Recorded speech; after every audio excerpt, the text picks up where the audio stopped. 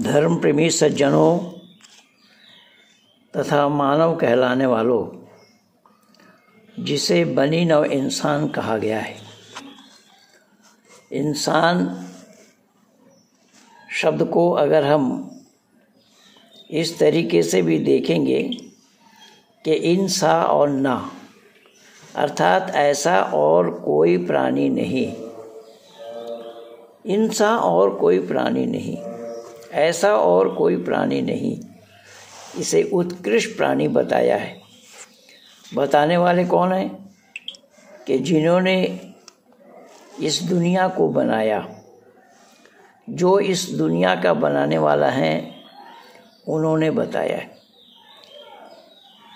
और ये भी बताया है अफजलुल मखलूक़ात, यानी तमाम सृष्टि के प्राणियों में अफजल है, उत्कृष्ट है। उत्कृष्ट प्राणी मानव को बताया गया है।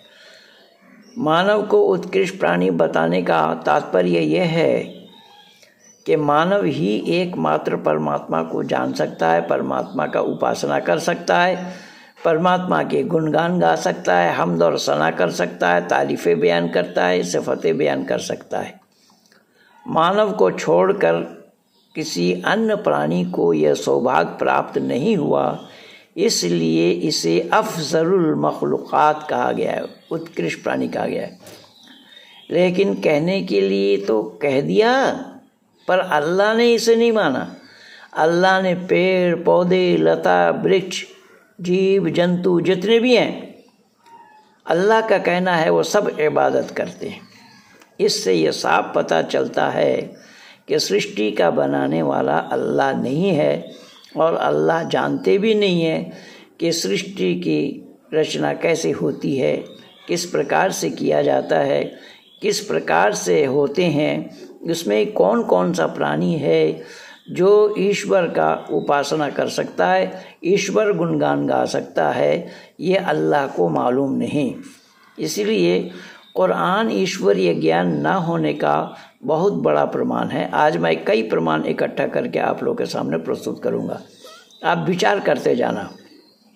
अभी पिछले दिन छोटा सा एक क्लिप मैंने दिया था 10 मिनट का, जिसमें सूरा मुजादिला का आयत नंबर 1 के लिए मैंने चर्चा की थी।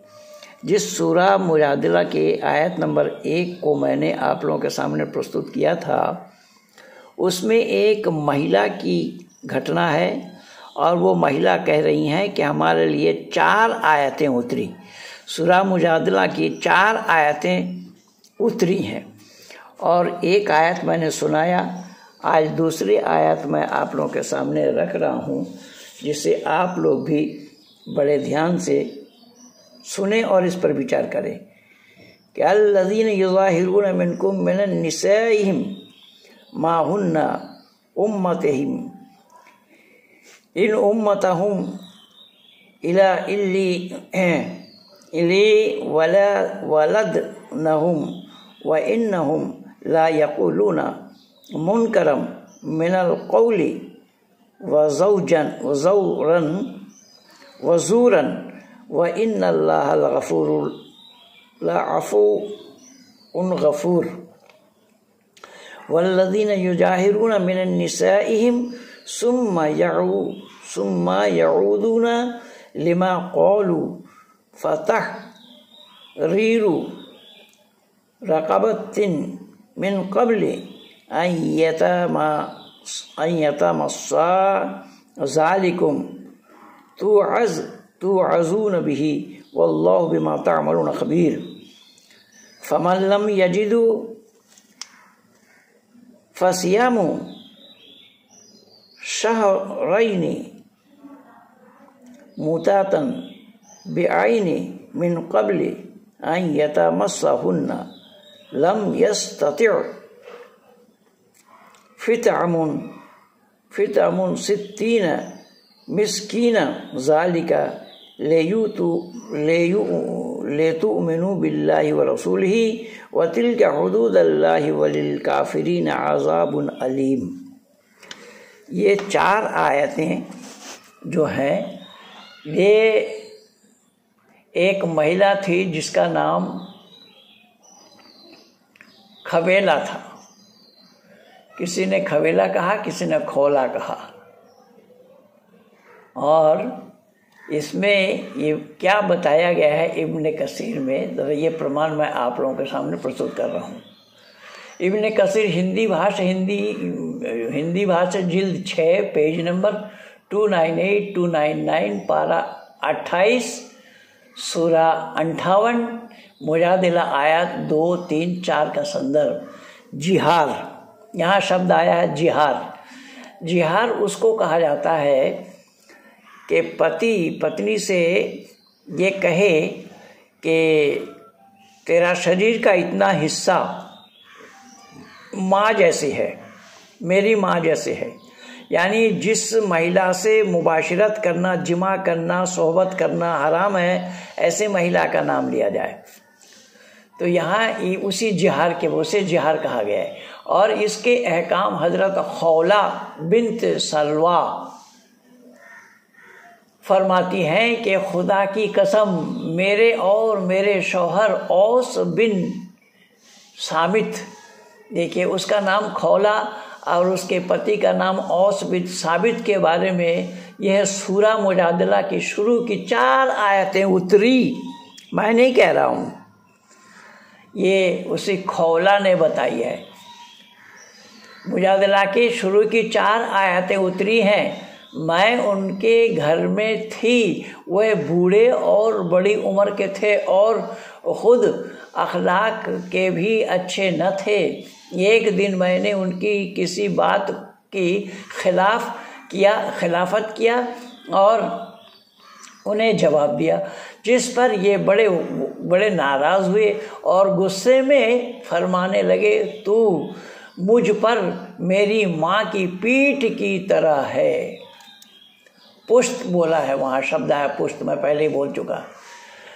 माँ की पीठ की तरह है। फिर घर से चले गए और बाहर मजलिस में कुछ देर तक बैठे रहे, फिर वापस आए और मुझसे ख़ास बातचीत करनी चाहिए। मैंने उनकी बात एक भी न सुनी। खुदा की कसम, जिसके हाथ में ये खौला की जान है, तुम्हारे इस कहने के बाद अब मैं ये बात नामुमकिन है। यहाँ तक कि खुदा और उसके रसूल का फैसला हमारे बारे में न हो, लेकिन ये मानो कि ज़बरदस्ती करने लगे। जब उस पति ने पत्नी से कुछ कहना चाहा, लेकिन पत्नी अड़ गई और पत्नी ने बोली कि तुमने जो शब्द कहा है वो काबिले बर्दाश्त नहीं है, इसलिए कि मैं इसको शिकायत तुम्हारी बात नहीं सुनता हूँ और तुम्हारी बात नहीं सुनूंगा। लेकिन मगर वे कमज़ोर और बूढ़े थे, मैं उन पर गालिब आ गई। वो स्त्री कह रही हैं कि वो कमज़ोर और बूढ़े थे, कौन? उनके पति। तो मैं उस पर हावी हो गई और वो अपने मकसद से कामयाब ना हो सके। मैं अपने पड़ोसन के घर गई, उनसे कपड़ा मांगा और उसे ओढ़कर या पहनकर रसूल अल्लाह सल्लल्लाहु अलैहि वसल्लम के पास पहुंच गई।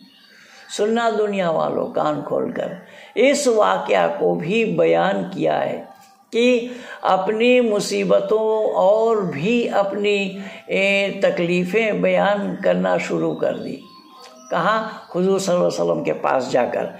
और कमरे में, उसी कमरे में वो भी थी, हज़रत आयशा भी थी, लेकिन वो बात इतनी आहिस्ता कर रही थी कि आयशा तक को वो सुनाई न दी, जो पहली आयत में आप लोगों को बता चुका हूँ। शुरू कर दी। आप यही फरमाते जाते थे, खुबैला, उसका नाम यहाँ खुबैला भी बोला है और खौला भी बोला गया है। अभी नाम का ही निर्धारण नहीं कर पाए लेखक, कुरान के भाष्यकार, उसका नाम क्या था उसको सही नहीं बता पाए। तो यहाँ हुज़ूर सल्लल्लाहु अलैहि वसल्लम ने फरमाया, खुबैला अपने शौहर के बारे में अल्लाह से डरो, वो बूढ़े हैं। अभी ये बातें हो ही रही थी कि हुज़ूर सल्लल्लाहु अलैहि वसल्लम पर अल्लाह ने वही भेज दी। दुनिया वालों ज़रा ध्यान से सुनना, अल्लाह वही भेज रहा है। यानी कुरान की आयत नाजिल किस लिए हुई, कैसे हुई, किसके लिए हुई, एक महिला के और पति पत्नी के झगड़े के, मैं पहले भी लिखा हूँ, बोला हूँ कि पति पत्नी के झगड़ा मिटाने वाले है ये कुरान या अल्लाह।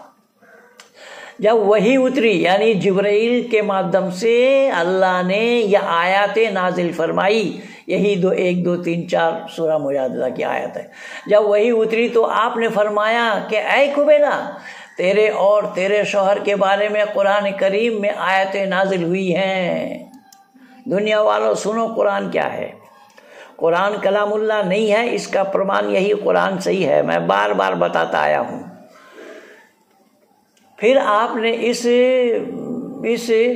औरतें इस सूरतें को पढ़ना शुरू कर दी, 4 आयतें पढ़कर सुनाई और फरमाया आप अपने मियाँ से कहो कि एक गुलाम आज़ाद कर दे। वो कह रहे हैं हुजूर सल्लल्लाहु अलैहि वसल्लम इन 4 आयतों को सुनाया उस महिला को, खौला जिसका नाम या कुबैला जिसका नाम, उसको पढ़कर सुनाया और कहा कि देखो अल्लाह ने तुम्हारे लिए आयत उतारी, तो उनके लिए ऐसा करो कि तुम्हारे शौहर से कहो कि वो 4 गुलाम आज़ाद कर दे। मैंने कहा हुजूर उनके पास गुलाम कहाँ है, वो तो बहुत गरीब शख्स हैं। कहा अच्छा, तो 2 महीने तक लगातार रोज़ा रखे। मैंने कहा हुजूर ये भी बूढ़े हैं और कमज़ोर हैं, उन्हें तो 2 माह की रोज़ा रखने की भी ताकत नहीं है। आपने फरमाया फिर 8 मिस्कीनों को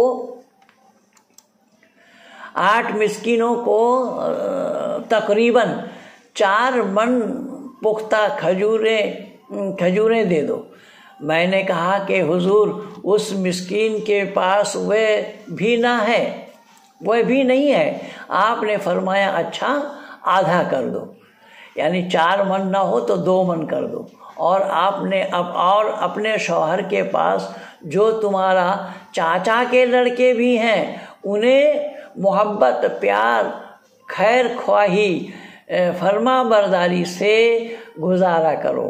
दुनिया वालों सुन लीजिए ज़रा, इनका नाम है पैगंबर, इनका नाम है आखिरुज़्ज़मान के पैगंबर। वो कह रहे हैं कि तुम्हारे पति अगर इतने बूढ़े हैं तो उनके पास जो तुम्हारे चचेरे भाई हैं उनसे तुम अपना राब्ता कायम करो। ये मुस्नद अहमद और अबू दाऊद में इसकी चर्चा आई है। इनका नाम बाज़ रिवायतों में खुबैला की जगह खौला भी आया है और बिन्त सलवा के बदले बिन्तो मलिक बिन सलवा भी कहा गया है। अल्लाह की इन आयतों में विचारणीय बातें यह है कि अल्लाह अपनी आयतों को उतार रहे हैं एक पति पत्नी के झगड़े को समाप्त करने के लिए। यही कुरानी आयत है कि कुरानी आयत का होना क्यों और कैसा संभव है। बंधुओं, ये दुनिया वालों को इस पर विचार करना चाहिए। फिर उसमें से हुजूर फैसला क्या सुनाए हैं वो भी बहुत मज़ेदार और विचित्र है कि तुम अपने चचेरे भाई से अपने प्यार मोहब्बत से अपना वक्त बिताओ। अगर पति बूढ़ा हो गया हो तो ये रास्ता तुम्हारे लिए ठीक है। ऐसी चर्चा जिस किताब में हो वो किताब अल्लाह की क्यों और कैसी हो सकती है। केवल इतना ही नहीं, मैं एक प्रमाण और दे रहा हूँ कि कुरान अल्लाह की कलाम ना होने का।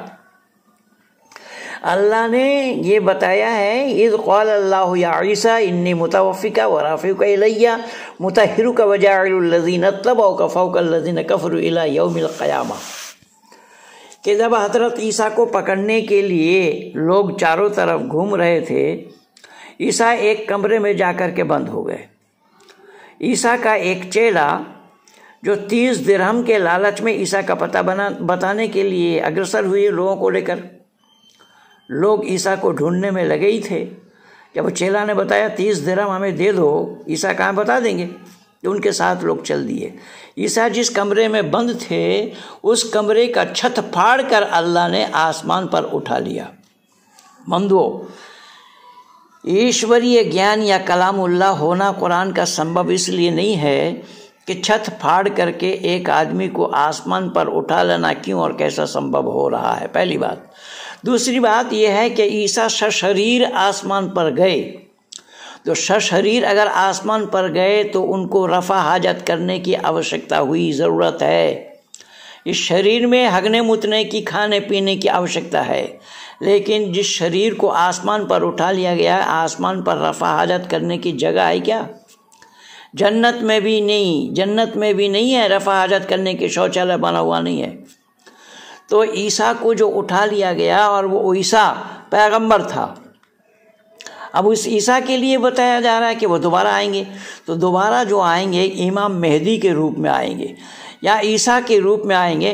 तो ईसा के रूप में अगर आएंगे तो नबूवत उनको मिली थी, तो वो नबी थे, लेकिन अब जो आ रहे हैं उनको नबूवत कहाँ मिल रही है?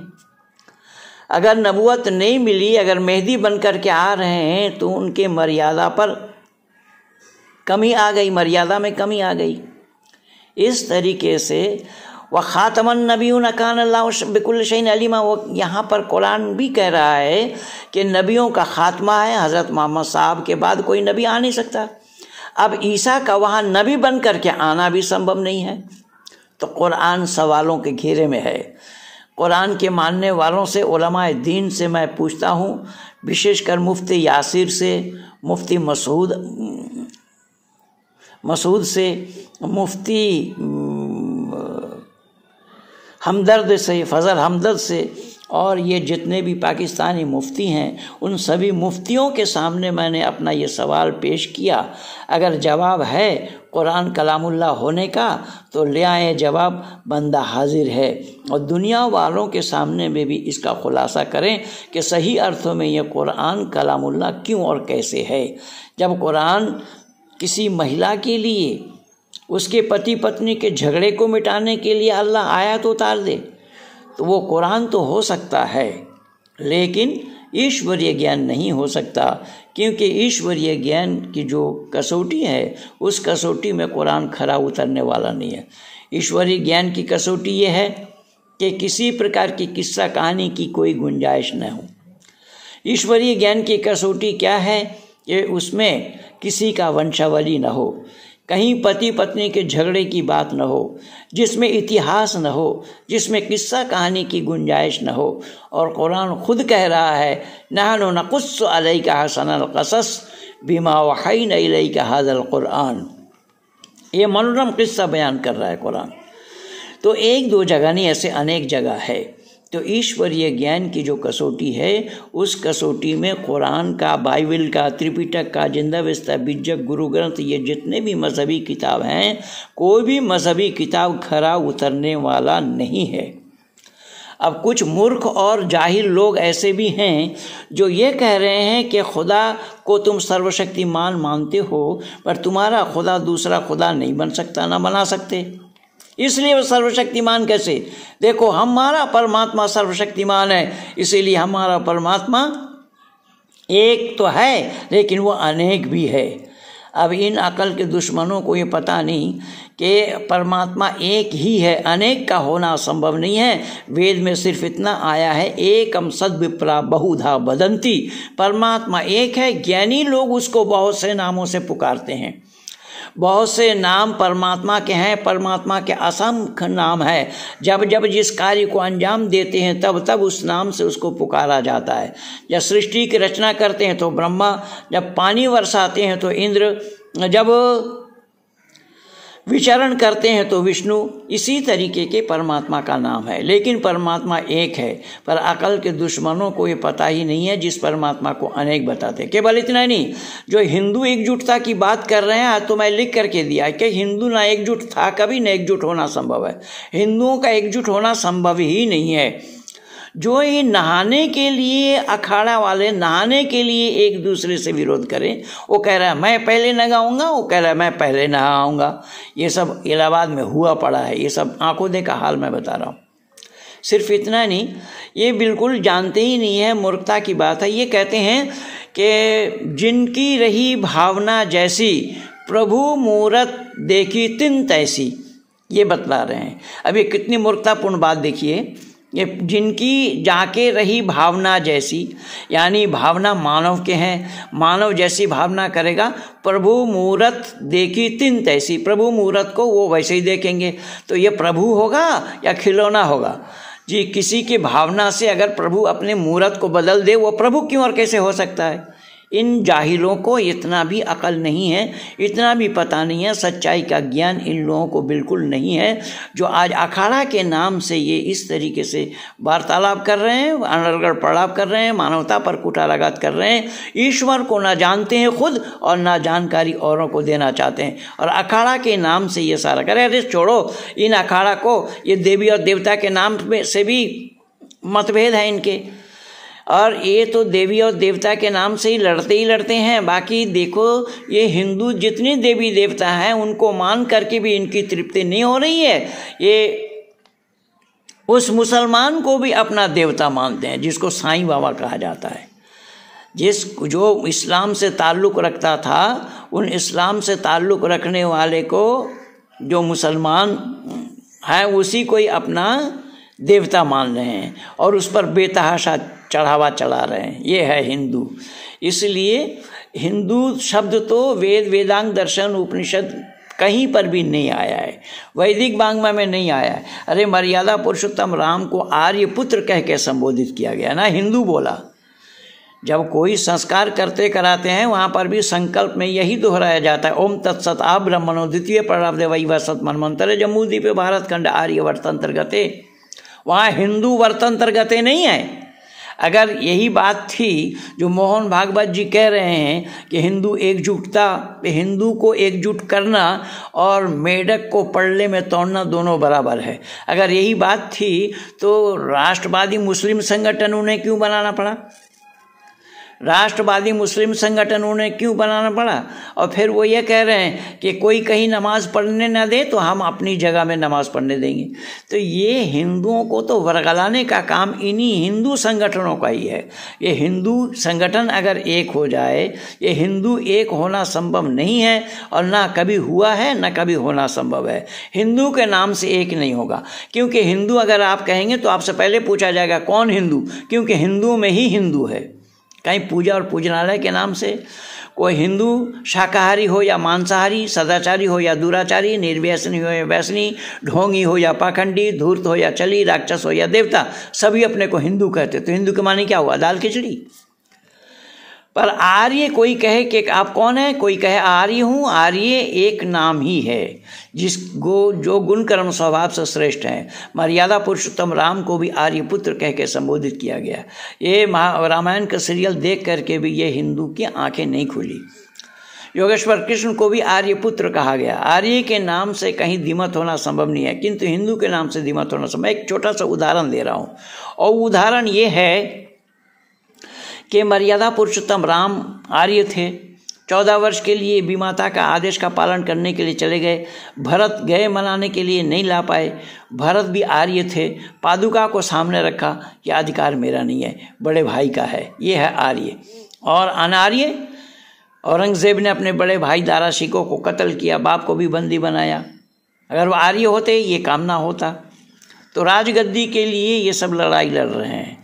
और महाराणा प्रताप जिनके नाम से हम लोग इतना इतिहास गाते हैं, महाराणा प्रताप को देखिए, भाई दोनों शिकार करने के लिए गए और दोनों की तीर जा लगी एक सूअर को। तो सूअर को दोनों की तीर लगी तो उससे शिकार हुआ सूअर। दोनों आपस में लड़ बैठे, दोनों भाई आपस में लड़े कि मेरे तीर से मरा, वो कहने मेरे तीर से मरा। इससे दोनों भाई में मतभेद हो गया और छोटा जा विरोधी अकबर से मिला। पहली बात, वो आर्य होते तो शिकारी न करते। अगर ऐसा हो भी जाता तो एक दूसरे से कहते इधर न मम, ये मेरा नहीं है, तुम ले जाओ। ये है आर्य और हिंदू की परिभाषा। ये है आर्य और हिंदुओं में फ़र्क, भेद। इसलिए सच्चाई का जानना, सच्चाई को जानना, सच्चाई के नज़दीक आना मानव मात्र के लिए परम कर्तव्य है। इसीलिए मर्यादा पुरुषोत्तम राम आर्य थे, योगेश्वर कृष्ण आर्य थे। आर्य नाम धारण करो और परमपिता परमात्मा का सानिध्य लाभ करो। परमात्मा को जानो। किसी को भी परमात्मा कहना खतरा से खाली नहीं है। आज तक ये हिंदू यही निर्णय नहीं ले पाए। कोई कह रहा है हरे कृष्ण कृष्ण कृष्ण हरे हरे, और कोई कह रहा है हरे राम राम राम हरे हरे। यानी एक तो कृष्ण के नाम को पहले दिया, एक ने राम का नाम पहले लिया। अब इन दोनों में नाम किनका पहले होना चाहिए, इसी का ही निर्णय हिंदू नहीं ले पाए तो ये हिंदुओं को एकजुट कैसे करेंगे। ये हिंदुओं को एकजुट करना ये दिन में स्वप्न देखने वाली बात है। ये कभी भी ना हुआ था, ना होना संभव है। पर आर्यों के नाम से एकजुट होना संभव है। इसीलिए आर्य बने। अहम भूमिम आददाम आर्य, वेद में परमात्मा का यही उपदेश है, ये भूमि मैंने आर्यों को दी। आर्य श्रेष्ठ जनों को कहा गया है, आर्य श्रेष्ठ पुरुषों को कहा गया है। इसीलिए छोड़ो हिंदू नाम, आर्य नाम धारण करो, तभी मानव मात्र का चहुमुखी विकास होना संभव है। तो इन्हीं शब्दों के साथ मैं छोटा सा विचार आप लोगों के सामने प्रस्तुत किया। महेंद्र पाल आर्य।